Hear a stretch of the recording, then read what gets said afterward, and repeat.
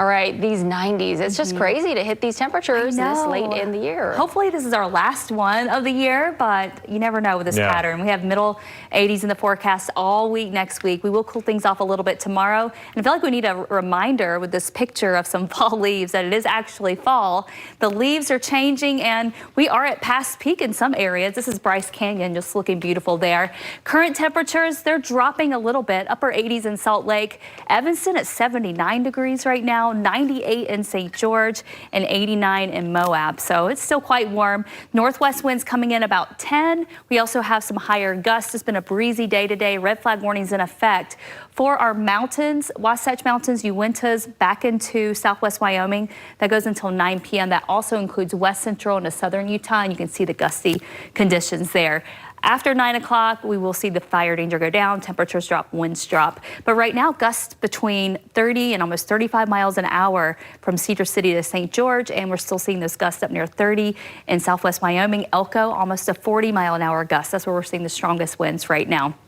Wind forecast, here we are. You can see the winds calming down a bit tonight. Tomorrow afternoon, not as windy. In fact, just a little bit breezy along the Wasatch Front.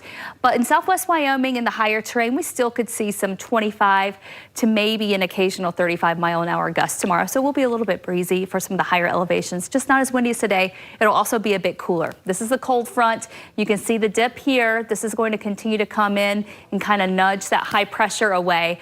But it doesn't do so for long, and we're going to see those temperatures going back up again by Sunday, and even the cool down tomorrow is still about 10 degrees above average. Here's how it plays out for the Salt Lake area tomorrow. We barely get into the 50s for lows tonight. We may briefly dip to 59, but then we just stay in the 60s. But then we linger in the 60s, unlike today. We'll be in the low 70s at 11 a.m. and then upper 70s for the rest of the afternoon. Lots of sunshine. And then, of course, football is continuing even with all of this heat. College football at Eccles Stadium in Cedar City, Tarleton State versus Southern Utah. Kickoff will be in the mid-80s by fourth quarter at 72 degrees. So it's going to be a warm evening for football. Here comes a cold front. It brings in some cloud cover this evening. That is it. Behind that, still a lot of sunshine going into Sunday. That front is long gone. High pressure is already building back in. It will continue to do that all week next week. So there is no big impending storm on the horizon, no big drop in temperatures on the horizon, just a mini cool down for tomorrow, and then temperatures rebound back up again, and it's just steady state from there.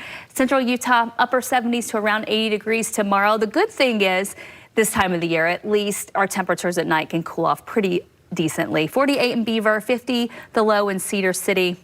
Then we're back to the 80s tomorrow for highs. 97 in St. George, tying a record tomorrow. 89 for Moab. We could see another record tied Sunday and still well above average Monday, Tuesday. We don't have any average temperatures in this forecast. We're in the 90s all week. Typical is 84. Northern Utah, mid-70s for Logan, upper 70s West Valley, low 80s for Salt Lake City, but many of us will stop in the upper 70s. So all in all, a pleasant day. Your 7-day forecast showing temperatures running well above average.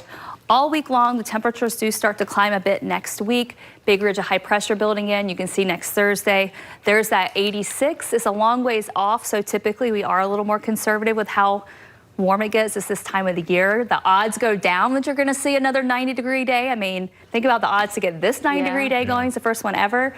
But I'm not going to say that it's out of the question next week with this type of pattern. Hard to believe the average 71. It's hard to believe. Yeah. Last year on this day, it was 66 degrees for a high. Goodness. That's different. Far. Yeah. All right. Thanks, Kristen. We'll be right back.